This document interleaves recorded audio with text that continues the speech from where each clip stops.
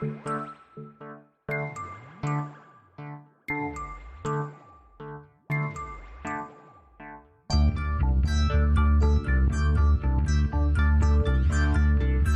is Continuum Drag, a weekly podcast revisiting television sci-fi, fantasy, and everything in between. This week, Bionic Woman, episodes 3 and 4. How well did you really know Will? How sure are you that the only reason you became a bionic candidate was because of the accident? Will didn't have any way of knowing you were going to slam that truck into me, okay? So your conspiracy theories don't have any way. How do you know I didn't just expedite things? How do you know you weren't being primed anyway? Used by a man looking for the next candidate to serve up. We're finished talking. I don't need you, Sarah. You need me. Welcome to Continuum Drag, the podcast you deciphered from an encrypted flash drive. I'm Luke, here with my co-host Jordan. What's real, Jordan? Speaking of the flash drive, I know it's from the second episode. Did you notice how hard that guy jammed the flash drive into his computer? I didn't. He put it in and then smacked it with his hand. I was like, there's no way that's good for the computer. You're going to wreck all those files. He's a professional. He knows what he's doing. I don't think he is. You got to give it a light tap so it knows it's in there. It was not a light tap. It was like he punched it. Got to show it who's boss. I guess. Oh, dear, Jordan. Well, we've got more Bionic Woman to get to this week, but before we do you want to do something? I have two options for you, so you can choose what you'd like to do. Two little segments or games or whatever you want to call it.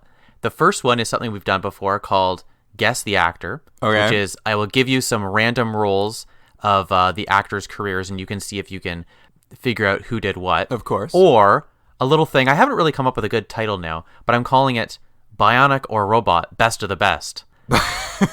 It's not very good. But basically what it is, it's like a bracket. I've looked up all of the robots / androids / people with robotic parts we've had in past shows, and I'm going to go through them, and you pick who is better based on whatever categories you'd like.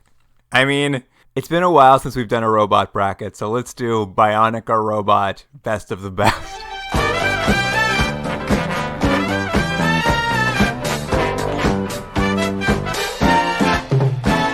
All right, great. I think there's about 13 of these that have shown up. I picked one from each series. Even if there was 2 robots in a series, I had to pick one, one's got to go. You've got 13. How's this bracket going to work? I'm just going to do one or the other. We'll see how it goes. It's not really a bracket. It's one or the other. Okay, who's better? Detective John Kennicks from Almost Human, because he had a little robotic leg. Oh, yeah. Or Rex from Badlands 2005. You know what? I'm just going to go with Rex because I love it when he was just a robot skeleton. Right. Oh, that's right. I forgot about that. Moving on. Rex or Quester from the Quester tapes. I still love the visualization of Rex probably more than Quester, but Quester was probably a more competent robot. Talking about competence, Quester or Lieutenant Winger from Tech War. Remember he had a funny forehead? He was a by-the-book robot. You know what? I'm going to give it to Lieutenant Winger. I thought he was more interesting than Quester. So, Lieutenant Winger, or this character who it took me forever to find out their actual name, Lieutenant Winger from Tech War, or Shell from Earthstar Voyager. He's the knockoff Borg character. Oh, yeah. I am going to stick with Lieutenant Winger. He's going to move forward. I'm going to tell you right now, though, Jordan, I realize in the back of my mind who the best robot we've ever had is, so I already kind of know where this bracket ends, potentially. Well, we'll see if we get there. Moving on. Lieutenant Winger from Tech War, or K9000 from K9000. Stuck in a dog there. Oh, K9000 was really bad, but I do like a dog, so let's go with the robot dog. Okay, and I think this is probably the dark horse in this. K9000 or Andy from Quark. It's Andy from Quark, baby, all the way to the top. I love that depressed robot. Well, let's see. Andy from Quark or Zed from Earth 2, the Universal Soldier knockoff. Oh, yeah. Andy. Andy from Quark or Eve Edison from Man and Machine. Still gonna be Andy. Sorry, Eve, get out of here. Andy or Doc from Space Rangers. And remember, he also had a robotic ear. I do recall he was very robotic. Oh, man. You know what? He was a jerk, but kind of a sometimes adorable jerk, but still Andy. Andy's gonna trump him every time. All right. Andy or I just had to pick one of them, so I picked the football player robot from Westworld. There was so many of them. There was a rock and roll guy. There was a politician.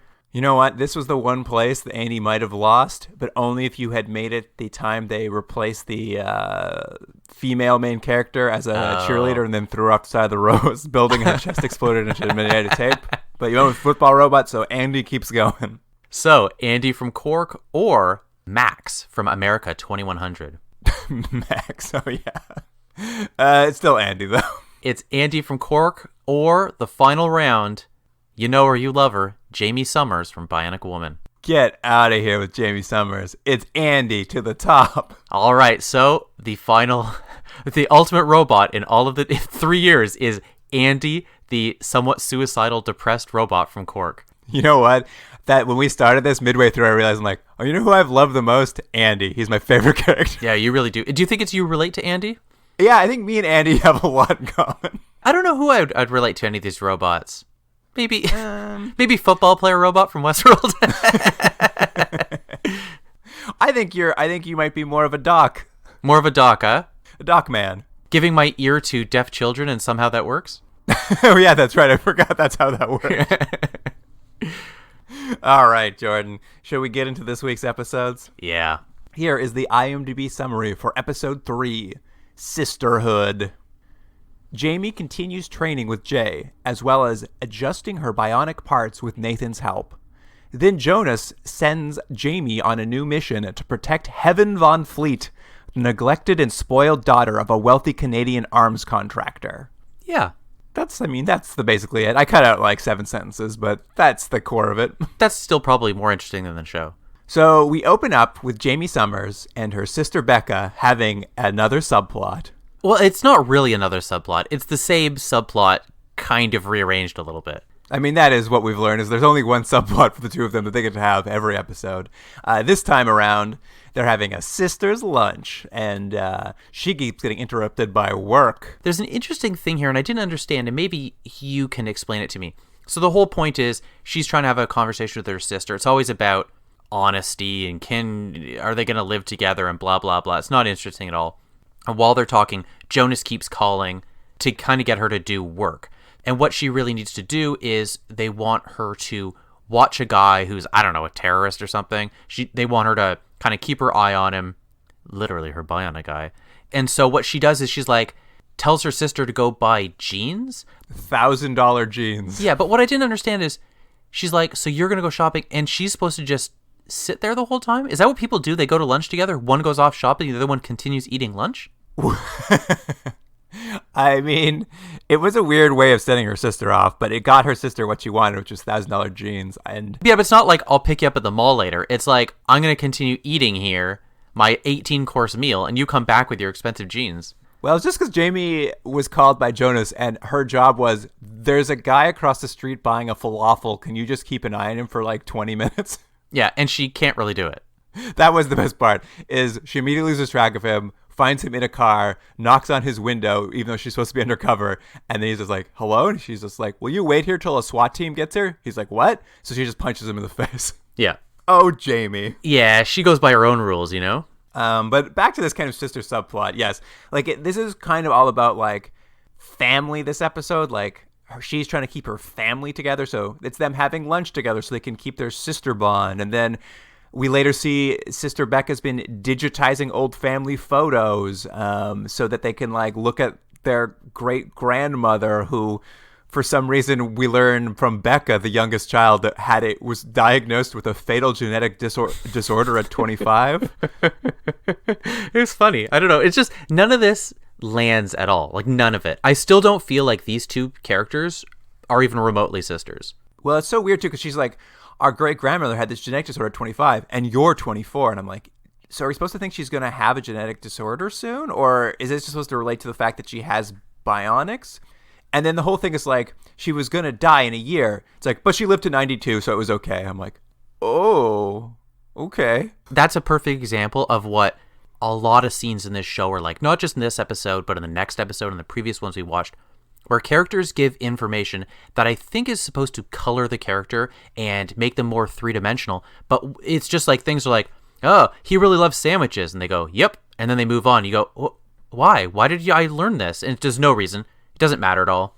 And I will point out, this is what they just can't stop themselves from doing, is they spent so much time over-layering characters in the pilot. But now what? We're on episode 3. Becca's sister is digitizing photos onto a computer in front of her sister, even though in episode 1, banned from using computers for maybe being a hacker. That's true. I forgot about that. Well, that's the thing. We've all forgotten about it, but like, even the writers are just like, we set up a huge thing that we didn't know what to do with. Pretend it never happened, I guess. But all the dialogue is so wooden and expository. And the cast seem like they're all sort of remote. They've just showed up. This is the, like, read-through. It's just, nothing works. And I'm starting to think, the lead actress is terrible, right? I don't know. I mean, nothing is good in this show. Like, there's literally a scene with Jonas, I think it's next episode, that has nothing to do with the plot. It happens right at the start, and you're like, oh, where's this going? But it doesn't go anywhere. It's literally like 30 seconds, as if they didn't have enough plot to the episode, where Jonas is taking a polygraph for fun, and he passes by lying, and the Treadwell, the psychologist, is like, how'd you pass the polygraph test? He's just like, I've been married, so I know how to lie. And I'm like, what? And it never comes back up, not associated with anything. It's just like, what is this show? It's a bad enough joke, sort of that, like, my wife, can you believe her? What a battle axe. That's bad enough as it is, but it's not like later on he uses his lying to get out of a situation. You're like, well, I guess they seeded it, even if clumsily. But it's like, no, it's just a scene. Will never come up again. It's never come up again. And that's the thing. The main thing to take away from the show is they don't do that once. They don't do it twice. They don't do it 5 times. They do it non-stop through the show. Every character has scenes that you could take away and doesn't matter. Doesn't matter to the show at all. Yeah.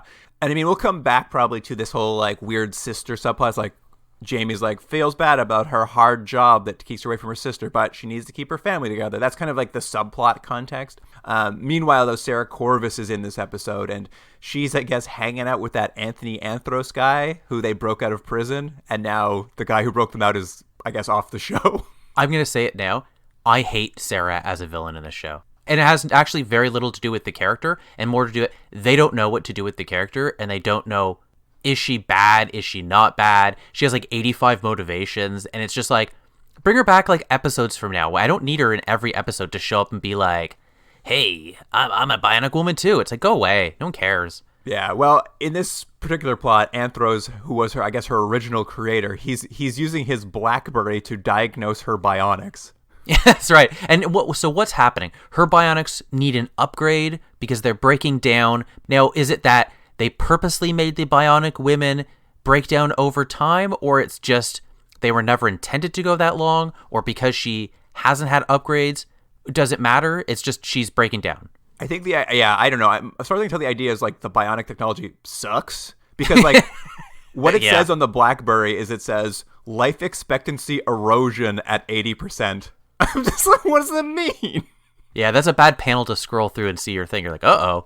What I like, though, is he's looking at that BlackBerry at this thing, telling him, I guess, that her life is dwindling because of the bionics, and he can see that. And all Anthos can say is just like, can you believe people text message instead of talk these days? It's gross. There's no reason for that line. It's just like, okay, yeah, agree? It's just such a weird thing. It really dates the show, too. Like, where it's just like, could you believe people text message? I'm like, yes, I can.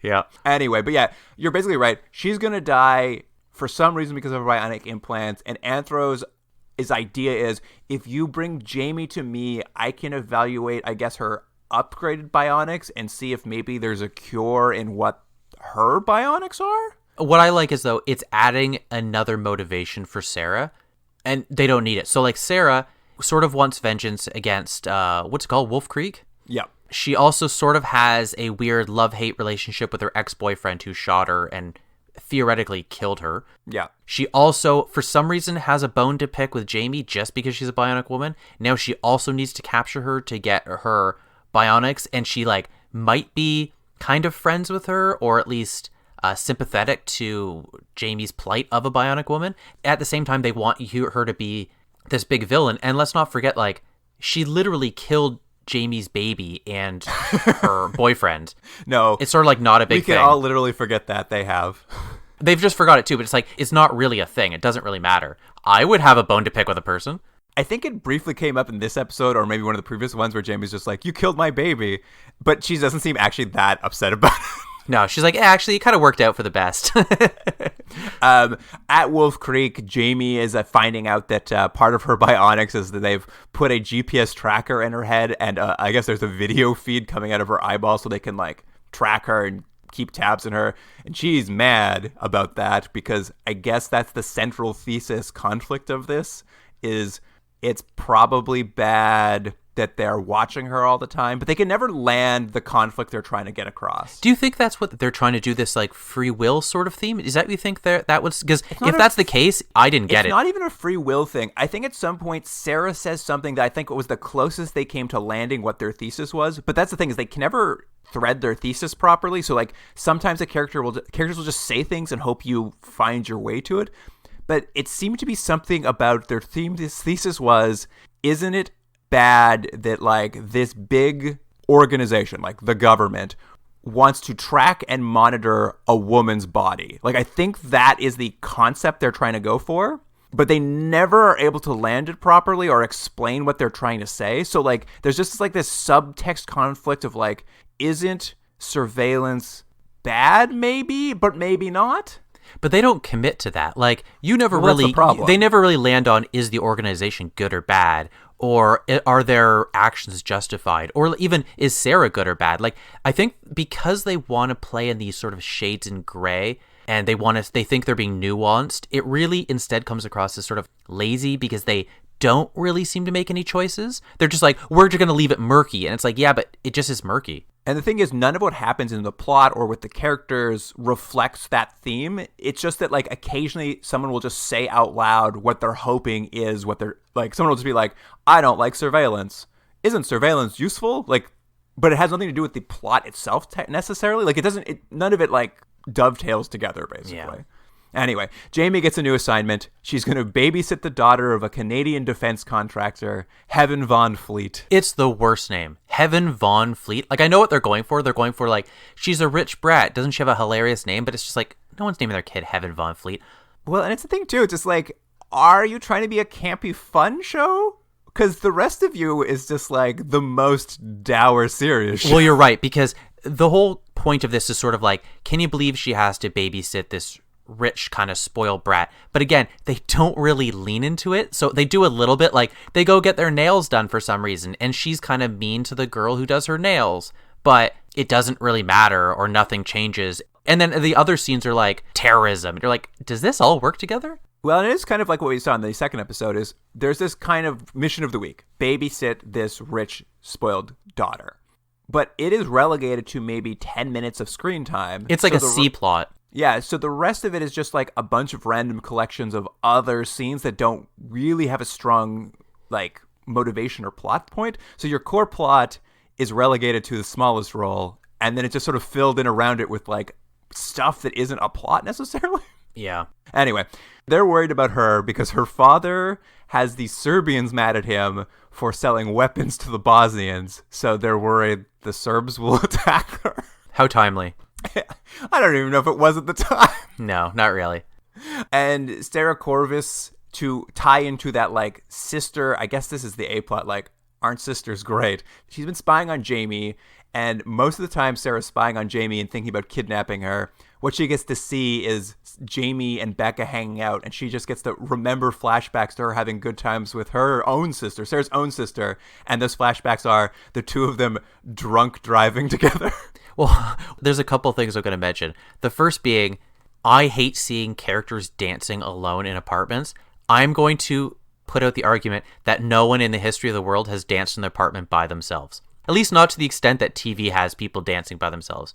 The second thing is, Jamie works as a bartender part-time. Up to this point, I don't know if she's got paid by Wolf Creek.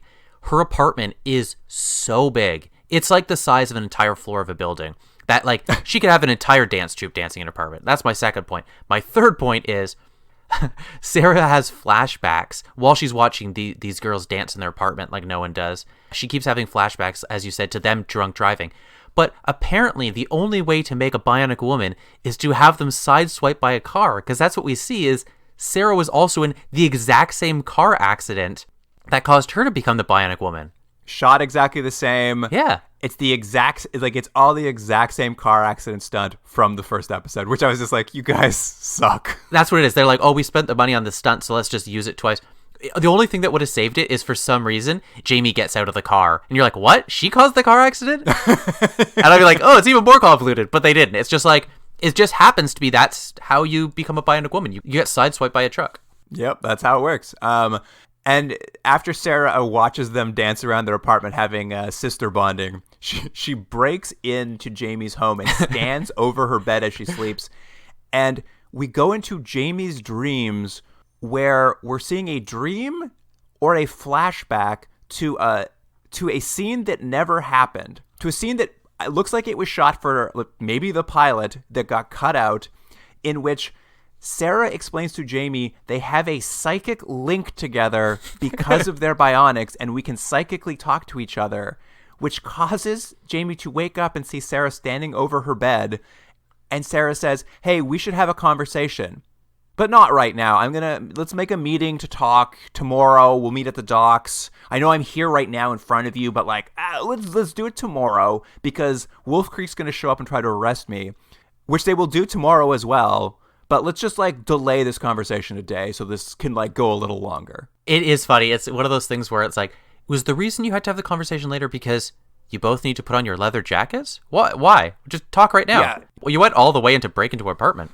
And also, to imply there's a psychic connection to them to never use again for this episode, to what end? I don't know why they're so desperate to have Sarah involved, because they want this sort of cracked mirror version of Jamie, but it doesn't work at all, and you don't learn anything. So now we're 3 episodes in. I don't know anything about Sarah other than she has all these past memories, I guess, but who cares? Yeah, I mean, it's a real question.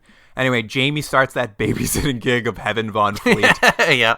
A very provocatively dressed teenage brat. I suppose, yeah. Takes her shopping, and while they're shopping, Jamie's already bored, so she calls up her good friend at Wolf Creek, that creepy technician who tried to hug her the other episode. Yeah.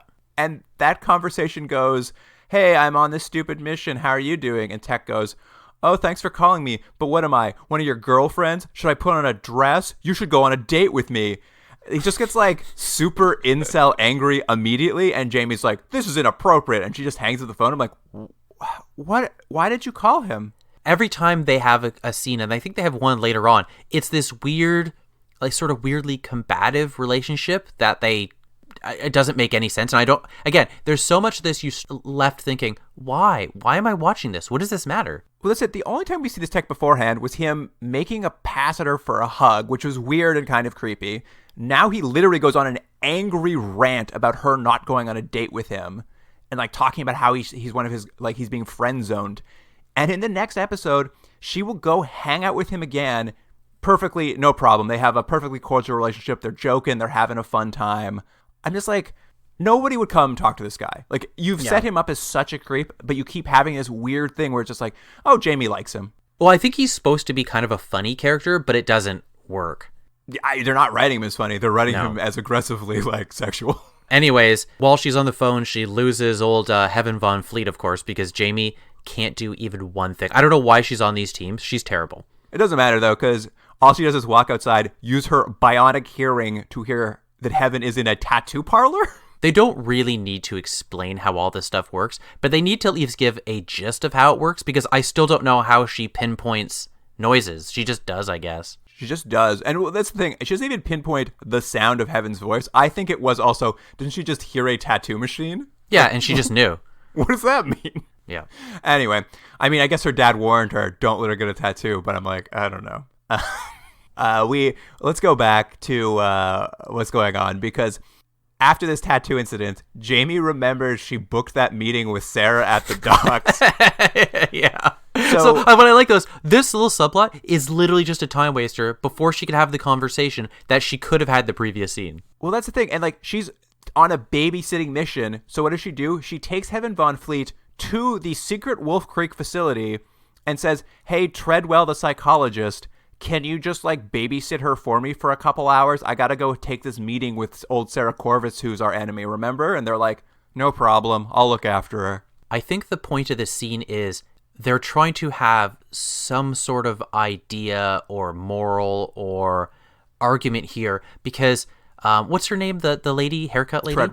Treadwell, she sort of interrogates her or sort of does some sort of psychological training on her, maybe, kind of, but I don't know what the point of it was. On Heaven Von Fleet? Yeah. No, that was just a comedy scene where they're like, oh, you have a bad relationship with your parents. I wonder what that means. Like, it was just a thing to, like, show that... That's what I think, though. I think the whole point was, because later on, I think it's supposed to be that she's, like, reformed herself in some way, but they don't spend any time on it. I think that was the point, that she's had this conversation with this well put together business lady who has convinced her, but they don't actually show that. Yeah, and I agree. At the end of the episode, we're supposed to be like, oh, Heaven is reformed now and she's a good girl.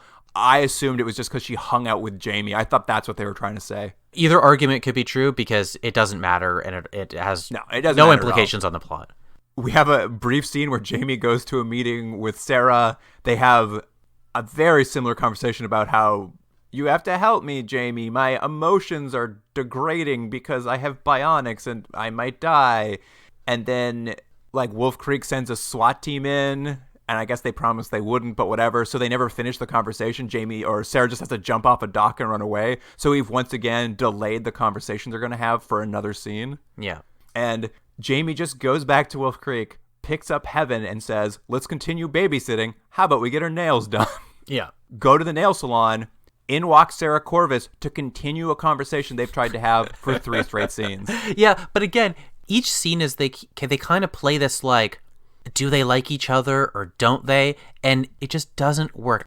Maybe I'm focusing on it too much, but like she literally has killed her baby and her boyfriend, and now it's like, hey, isn't it funny that I make like witty conversations with you while getting my nails done, and we're so much the same? It's like, it doesn't make any sense. Yeah, I mean, there's an idea that they, like, have more in common than they don't because they both had, like, these bionics forced on them. And, like, everyone's trying their best to get it across, but it's a thing where it doesn't show emotionally or anything. It's just characters say what they want us to believe, but we just have no reason to believe. Like, we just have to take their word for it. But even to the theme you were saying, if there's an idea here or underlying theme of control of the state or control of a woman's body, that could be something that these two characters bond over, but they don't really. No, they like someone will just make a statement and the other one will be like, interesting, but not agree or disagree. It's more just like, Is this where Sarah shows Jamie how to like get rid of the tracker by disabling it with her thoughts? Well, no, Jordan, the Serbians come first. Oh, that's right. Yeah. The Serbs come in with guns and Jamie starts fighting them. She's like, I need help. And then Sarah's like, well, you didn't ask me for help. Boo-hoo. I guess I won't help you. And I was like, oh, stupid. But then she helps. So it doesn't matter. It's just time wasting. All that, like, lead up to being like, the Serbians are after her father. They walk into the nail salon. They get beat up in less than 30 seconds. End of that. Yeah, because it's a C-plot that doesn't work. So they're just like, all right, done with that now. But that's, I think, what your point is like, they fought together, so now they're better friends, I guess, even though Sarah made Jamie beg for help. You're right. Sarah's just like, oh, you haven't figured out how to turn off the tracking in your head? It's simple. Just hack yourself. Yeah, but she does say, yes, you have to disable it with your thoughts. Yes, you have to focus on what's in your brain and just turn it off. It works. Her nose starts to bleed. She's figured out how to turn off the tracking on her. Which is the best scene of this show, is when she turns off that tracker and her nose starts to bleed. They're with Heaven Von Fleet still, because that was just, they just finished the fight, the nail salon. And Heaven Von Fleet looks at Jamie with the nosebleed and she says, why is your nose bleeding? And then evil Bionic Woman Sarah turns to her and says, why don't you go hang yourself? That is good. I was just like, what a reaction to that question. That's like something I would say if I was really grumpy in line or something. Yeah, just like the most innocent question followed by, kill yourself. Anyway, basically Sarah here is just like, Jamie, you need to come with me to see Anthros so we can study your bionics and it might save my life. And Jamie says, I don't want to go see that Anthros character. Why don't you come to Wolf Creek and then we'll look at you and we'll see if we can cure you. And she's like, well, I don't want to go to Wolf Creek. I guess neither of us will do anything. Well, there's that episode. Wow, that's only sort of true because they decide they need one last tag on at the end, which is insane. Like, it feels like the episode is done now. But then Sarah goes to see Anthros and says, Oh, that's right. I forgot. Jamie won't come to visit me. And Anthros is like, well, you know what you should do? You should make sure that Jamie sees the world from your point of view. Go murder her sister. Which, that feels like the tag to the episode. Like, uh-oh, the next few episodes, Becca's in trouble. But no, because we're going to wrap up the idea that Sarah's going to kill Becca still this episode with 3 minutes left. Because cut to Sarah's house, or to Jamie's house, Jamie walks in after work. Sarah is chilling with Becca, and Becca's like, hey, this Sarah lady just moved in down the hall, and then passes out because I guess Sarah drugged her food? Yeah.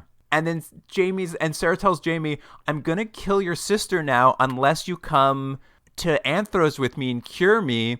Jamie gives a big speech about, like, the power of love and not letting hate take over you, which is all a distraction for her nose to start bleeding because she turns back on her bionic so Wolf Creek can come save her.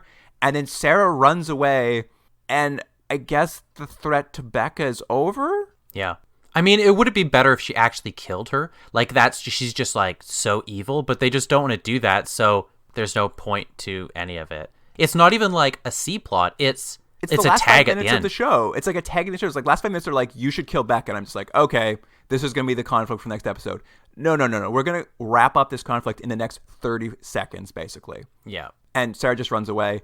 And then what blew my mind is this episode is wrapped up. They literally did not want to leave a single dangling thread. They've wrapped up every thread. They're not even going to leave that, like, is Becca in trouble thread alive. Episode ends with to be continued. Did it really? I don't remember that. Yeah. Big black headline, to be continued. Next episode does not continue this plot. I don't remember the to be continued. That's funny. I was just like, to be continued. I'm like, what's going to be continued? You guys wrapped it up pretty succinctly. And I'm like, well, I guess I'll find out next episode. Unrelated next episode. Well, that's a good segue to the next episode, Face Off. Here is the IND summary. You owe me $27,269.31. What's up? How'd you find out about that? Your bionics represent the most advanced form of biotechnology known to man. It was developed to protect the human race, not spy on your delinquent sister. You know, I find your whole proprietary attitude about my body to be deeply inappropriate.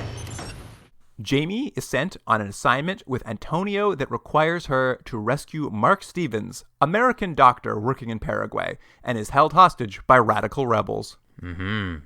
Radical rebels, dude. So, once again, we start off with a weird cold open involving Jamie and her sister. Jamie's running down an alley really fast. She's using her bionic eye to, like, look at stuff and figure something out. And you're like, oh, she must be on a mission. This wouldn't be just some sort of gag. And she's running and she's jumping. By the way, none of the wire work looks great in this show. And I know that's maybe not fair, but they have to always have her jump really high. But she's clearly on a wire. She just moves like that. And the whole point is she's so aggressive and she's so focused because her sister is in a back of a car making out with a guy. Yeah, that's the big reveal. She throws open the door and is like, don't make out with a boy. Yeah. Bwah. That's it. We get a real inconsequential scene where you kind of alluded to it in the talking about the previous episode.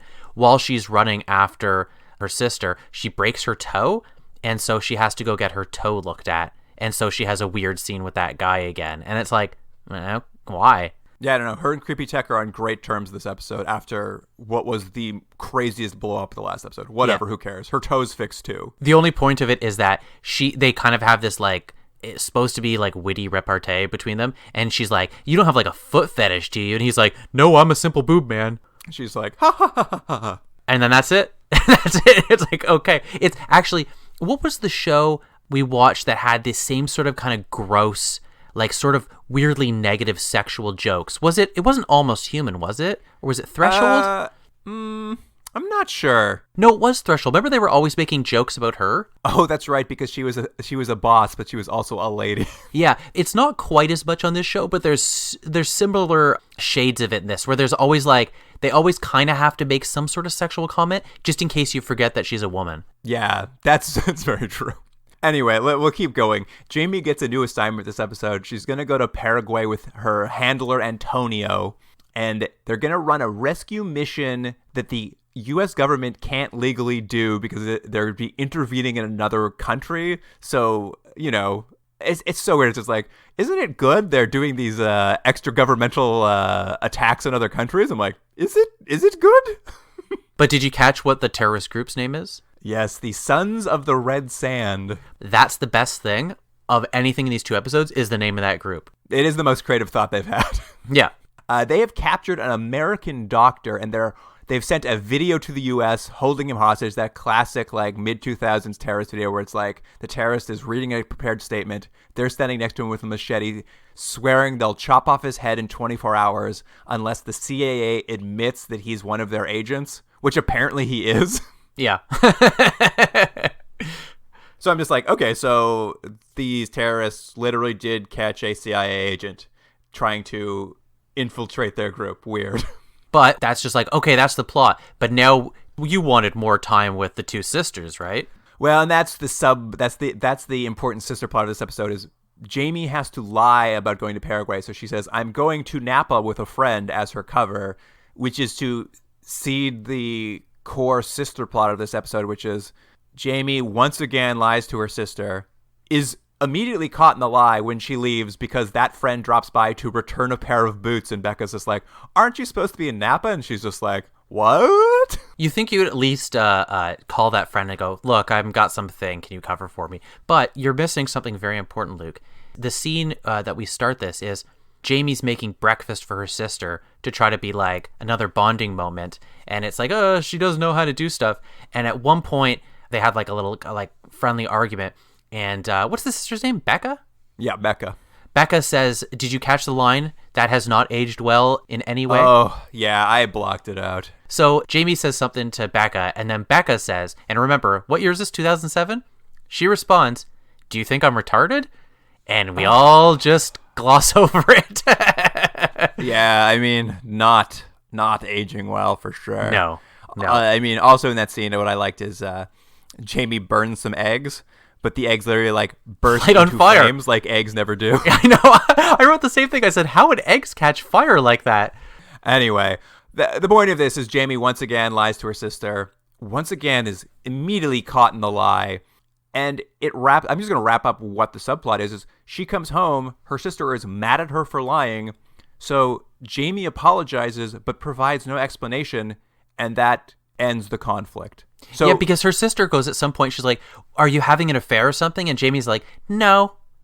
I just can't talk about it. Yeah. She's just like, I just can't talk about it. And she's just like, well, I don't like it, but okay, let's be friends again. And it's just like, we can't keep having the same fight and resolving it the same way every episode. But it has been every episode. And it's going to continue to be. I thought for sure this time she was finally going to come clean so we could get past it. But it's just going to drag to another episode. And I feel bad for the actress playing the sister part because she almost never leaves the apartment, and all she gets to do is have a scene where she goes, "Why is someone lying to me?" And they have to find her doing something else in the apartment.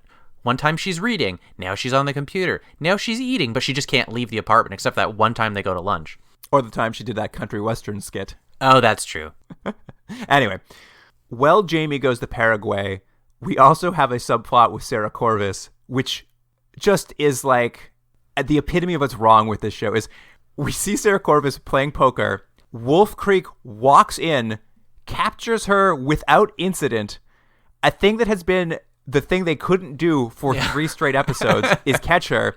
In the first 2 minutes of this episode, oh, there's Sarah. You're under arrest. Oh, I guess you caught me. They drag her back to Wolf Creek, where they do the thing she wanted last episode, is to like have someone inspect her bionics. They say, hey, your life expectancy is eroding, but if you tell us what happened to that guy who broke out of prison, Anthros, we'll fix you. Yeah. Except it turns out that Jonas is kind of lying about their ability to fix Sarah. Like, he doesn't know if he can fix her because the answer might be on a flash drive in Paraguay that Jamie's going to go get. Yeah, and there's this connection that doesn't really work, nor is it clear to the viewer. I was like, at the end, I was like, that's what the point was? That's why they had it? Like, they want to connect these 2 plot lines, but they don't connect in any way. Well, what I loved about it, too, is they're like, maybe we don't know if we can fix her. We're kind of lying to her to get Anthros, or maybe we're not. Also, by the way, that flash drive they're going to retrieve from Paraguay, the now 3 episodes dead character, William Anthros, is now being written as maybe he was also a double agent who gave away this flash drive to, we're not sure who, because it wasn't the terrorists. They accidentally got the flash drive. Yeah. But maybe he was like, why did you write this character off the show and then you continually go back to him and change his motivations now? Well, it's funny, when they mentioned his name, it took me a minute to remember who he was. They're like, so maybe Will wasn't a good guy. I'm like, who's Will? I'm like, oh, the character you killed off in the first episode? Why are we talking about him? I know, exactly right. Anyway, the rest of the Sarah subplot is she finds out that they probably are lying to her about fixing her in exchange for Anthros' location. So she just simply and easily breaks out of captivity and walks out of Wolf Creek without problem. They get her for a moment just so they can have this conversation that could have been handled a million different ways in the previous episodes. And then they go, well, we don't want her to be caught, so she's out again. The subplot is not just pointless, it undercuts the integrity of this entire show, which has almost no integrity as it is, but it's just like the idea that a person you've set up as impossible to catch and a secret organization that should be like impossible to get inside of or out of, in this episode is just like, it's no problem catching her. You can pick her up anytime you want. And also she can basically walk out like it's a revolving door. It's just like, there's no integrity on the show of like what is true. To be fair, when Jamie first joined the organization, she also just waltzed in with no problem. I know. It's just like Wolf Creek seems like a clown show. So like I just don't have like they set it up. It's like, oh, it's such a nefarious place. I'm just like, no, it's not. It sucks. It like they can't do anything. And then Sarah was set up as like this like super ultra baddie who like can't be captured. Oh no, wait. Actually, you can capture her relatively easily anytime you want. On to other stupid plots. We have Jamie and Pope going to Paraguay to rescue this guy. What did you call him? Pope. Is that his last name? I only know him as Antonio. Antonio Pope, yeah. Oh, that's a good name, actually. I have to always choose what do I like better, the first or last name. I thought Pope is easier. Pope is pretty good. I like that. Maybe I'll go with Pope too then. Yes. They go to Paraguay. Some cop tells them where the terrorists are.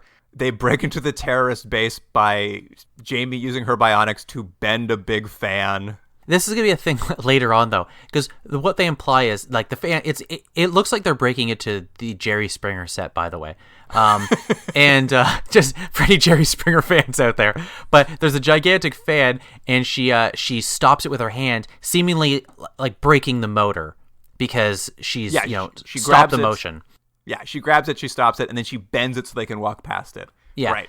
Luke explained this to me. The whole point is they secretly break in and they get, let's say a third of the way. And then Antonio Pope, he purposely sets off the like laser detectors, motion detectors, so that the bad guys come. And he's like, it's easier this way. But I was like, why didn't they just get caught earlier? Like, I don't understand what his plan was or why that's better than sneaking in if they could sneak in. And that's the point of having Jamie there, isn't it? I don't know. Like, this is the idea. Whatever his plan was, it was to get captured because basically when they capture them, they just take them right to the prisoner because they're like, we'll take you to where we keep prisoners. I guess in some ways that makes sense. But they do this whole setup where they have to break in. And then once they're in, they just purposely get themselves caught. And it did seem like, I'm like, isn't there another, like, it seems so convoluted for this to be the point. And also, why not tell Jamie? There's no reason he wouldn't have told her other than her to be like, I can't trust you. But, like, if that his plan is, he should be like, look, we're going to get in so we can get caught so we can get near the guy. And she'd be like, all right. Yeah. Anyway, terrorists bring them to the doctor who they've captured. Jamie, once they're with him, Jamie just beats up all the terrorists. Yeah. Because they're there. The terrorists had this doctor trying to decode the contents of a flash drive, which I was just like, what kind of doctor is he? And it turns out a medical doctor, so how he decodes stuff. I guess because he's a CIA guy, he can just do everything. Well, it's encrypted. It's encrypted, Luke. Yeah, it was encrypted with medical encryption, so that's why they needed a medical doctor. Yeah. Anyway, they've got him trying to do that, so they save him, but Antonio can tell that the doctor actually has already unencoded the drive and figured out that the files on the drive are about Jamie and her bionics. So Antonio says, well, now we've got to kill him. Like, the man we've come all this way to rescue, let's just kill him now. They're trying to play in these shades of like, Gray, if you don't know if these guys are good or bad, and I'll give this actor credit, he probably does a better job than the rest of them in terms of giving that ambiguity. But it's so dumb, and like, I don't even know who this character is, and I'm supposed to be like at least give me someone to root for, you know? Yeah. Jamie's like, no, we're not killing him, even if he knows about my bionics or whatever. So she leaves Antonio behind, takes the doctor. There's like some more wire work jumping escapes from terrorists and stuff, but essentially like she gets the doctor out of the terrorist den. Do you love how they exit? Because they exit the way they came in, through the fan. Well, that was my point, and this is a stupid, nitpicky point, but she broke the fan on the way in, and then she just bends the fan back, and it like starts working again, so the bad guys can't get through it. I was like, what? I laughed at that too. I'm like, the problem with the fan was it was bent. Yeah, and it's also like they don't have a control for that fan. That's the only way out. Like, come on, guys. And as they left, because she's mad at Antonio, so she grabs the doctor. They leave, and what we see now is she has left Antonio Pope with like thousands of terrorists who have been shooting at her as she escapes. And I'm just like, so you just left Antonio to be beheaded by the terrorists? And like a scene later, I guess he just walked out on his own accord? Jamie What? hasn't done one plan so far, or one mission, where she hasn't messed it up so far. But not even like a sort of like, it's funny because she's just learning sort of thing. It's just like, you just watch it, you're like, oh, she sucks. Don't put her in the plan. Like, she literally is out with a partner and turns on them immediately. Well, I mean, part of that too is her partner just didn't tell her what the plan was. Still. And I don't know. How did Antonio get out of there? It doesn't make any sense. There's a problem earlier on when they're in a room and they beat up like 5 of the terrorists and they're like shooting their guns and stuff, and none of the other 8,000 terrorists come into the room. But I was like, all right. That's true. It is crazy. It's just like they don't care about any plot holes. Anyway, as Jamie was escaping, she got shot by a bullet. So her and the doctor break into a pharmacy so he can get the bullet out. And the doctor can explain to her that according to the documents he saw on the flash drive, the anthrocytes, or the nanobots that keep her body from rejecting the bionics in her, will fail in 5 years, and then she's going to die. So she's going to die in 5 years or something. Yeah. More importantly, I would like to make a plea to all television writers to stop having a scene where someone has to take a bullet out of someone else. Please, we've seen it. It's done. I've seen it 8 million times. I don't want to see it anymore. It's stupid. Yeah, so I guess now there's this new subplot, which I guess they probably were seeding this whole time, but like anthrocytes expire, you die. Now Jamie knows the truth, I guess. This is where Antonio shows up at the pharmacy because I don't know. I have no idea how he found her. He just shows up exactly where she is, even though we just learned she can turn off her GPS. He's somehow not been killed by those terrorists. Jamie's just like, doctor, hide in here while I deal with my partner, Antonio Pope. The two of them have a fist fight. Jamie knocks him out. She goes back to get the doctor, and the doctors run off because, I don't know, he's evil, maybe, who knows. You missed one important thing. She used her bionics to figure out what the code was on a locked door. Oh, that's true. That's right. They broke into a place, and it had a security alarm, and she looked at it real hard. She's like, 2717, turn off the alarm. No, but they see 4 numbers, and the guy's like, there's like 9,000 possibles, and he goes, statistically, it's probably just the number backwards, and they try it, and he's like, yep. I was like, is it statistically? All right, sure. We'll go to this now. I was gonna save this for later, but let's just do this really quickly now. There's this idea that this this doctor character who they've rescued, he's some sort of CIA genius, and he's able to figure out a number sequence really quickly in his head. And there's this whole sequence where he has a conversation with her about how many different words you can make out of the name of that beverage, Yoo-hoo. Yeah, okay, I know what you're going to say. I actually tuned out during this because I was like, there's no point to any of this. I'm not even listening. So I wasn't listening. I wasn't listening either. But they go on about that for a while. He literally drinks a Yoo-hoo on camera. In the credits, there's a big credit saying, thanks to Yoo-hoo for letting us use your product. So there was product placement for the beverage Yoo-hoo heavily featured in this episode for no reason. Well, it felt like they wrote it in because Yoo-hoo called them and said, hey, would you put some Yoo-hoo in the episode? I heard you're doing a show about a bionic woman who works for a secret agency who solves terrorist problems. I think that's a good partnership with Yoo-hoo. I know. I felt the same as you. Like, I literally did tune out all that stuff. I wasn't even going to talk about it until the credit came up at the end where I was just like, oh, this was all product placement? I really hope there's some more really bad product placement. She's just like, this type of cheese is great. And you're like, wait a minute, Kraft cheese? The only way to solve this mystery is with Smarties. That's a Canadian reference. No one else has Smarties. Anyway, cut back to Wolf Creek. Jamie is mad at Jonas for not mentioning she's going to die in 5 years, and Jonas promises her he'll fix it somehow. The end. Yep. It's not, I can't send you on missions anymore. You've been grounded for all intents and purposes because you left your partner with terrorists. He's just like, yep. Well, there we are. Jonas isn't even mad at her. He's more mad at Antonio for risking the life of his $50 million bionic woman. Yep. Everyone's mad at everybody for different reasons. It doesn't make any sense. But everything's resolved. But you're right. There's a desperation on this show to tie up all loose ends, even though it's I would say it's about 50% serialized. And they just like, well, we don't want anything left over that you could use for serialization other than Sarah keeps showing up and being like, do you love me? I mean, yeah, that's it. I don't know. Any final notes on these episodes? There's one weird motivation for Jamie that I didn't understand. Earlier on, I think it's the second episode, which is really the end of the pilot, that because she had superpowers, I think they were implying that she felt she was obligated, sort of like the Spider-Man, with great power comes great responsibility, but they don't really do that at all. So I guess my point was like, why? Why does she feel that she needs to do it? Like, why not just go be an awesome professional athlete with that one leg, I don't know. I mean, I think that just dates back. That's like a holdover from when she stopped that woman from jumping off a building, and that was all it took to make her join Wolf Creek. I think it's just they're stretching for motivations why she would stick around with this organization who's A, badly run, B, lying to her all the time, and C, has a creepy tech who keeps sexually harassing her at the office place. Like, why does she keep coming in? She's obligated? Yeah, that's my point. It's like, I don't know why, but here we are. Fun fact for you, though, Jordan. One of these episodes was also directed by a Threshold director, so I think we're seeing a lot of crossover between the two shows. Yeah. Well, should we get into ratings? Yeah, let's do it. The first episode, Sisterhood. I feel like this episode is sort of a convoluted, impenetrable mess, full of just wooden expository dialogue, and I'm going to give it a 2 out of 10. I hated it. Yeah, I mean, I think it's a 2 out of 10 as well. Like, the show's a mess. Like, it was just constantly dragging out, when are Jamie and Sarah going to have this conversation? Let's give them 3 opportunities to not quite get to it. And then have a mission of the week that you could have edited out without blinking. 2 out of 10.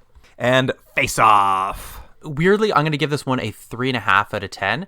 And I don't think it's a good episode, and it's not much better than the other one. However, for this show, just this show itself, this is, I think, the most cohesive of all the episodes we've seen so far. And it's not cohesive, so like, don't get me wrong. It's not a good episode. But for the show they're trying to do, they at least try to tie in the 2 plot lines, even though I don't think it works. And they tried to have her go on a mission, even though I don't think it works.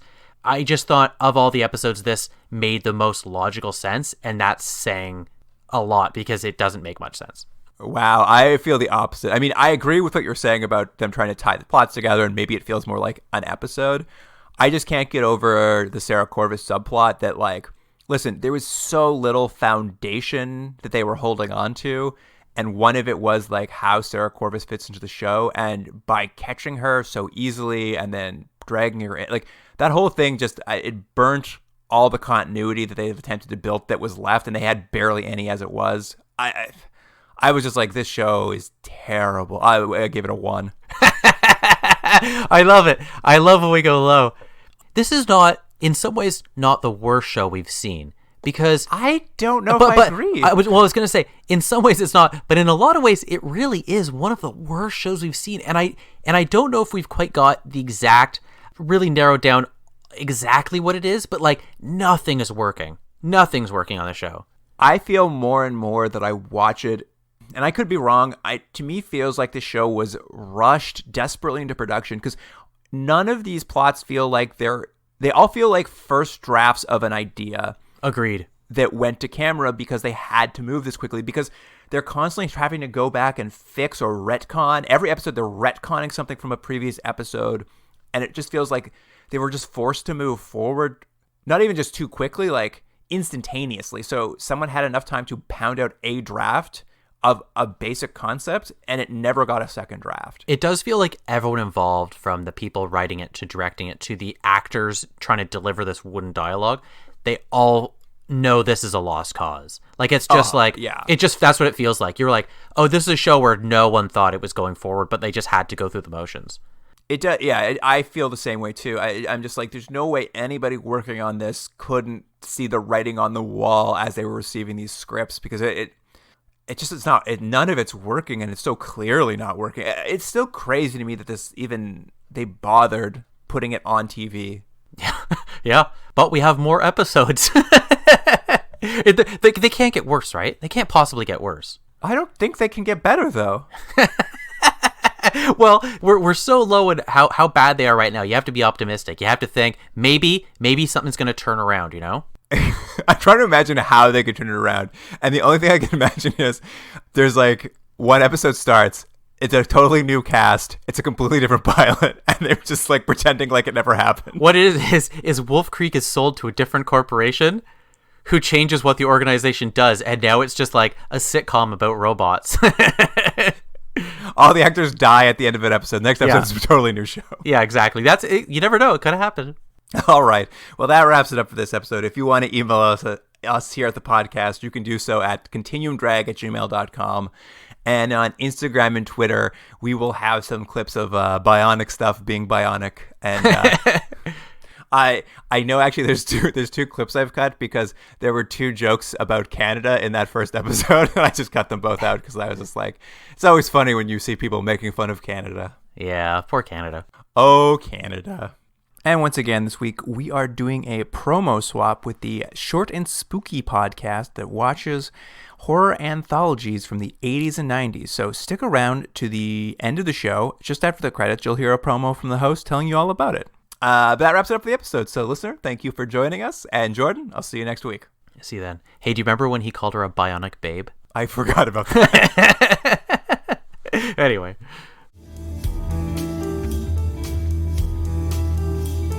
Continuum Drag is recorded in Toronto, Ontario. Theme music by James Rex Seidler. Produced by Jordan Dullock and Luke Black. Special thanks to Aaron Hughes.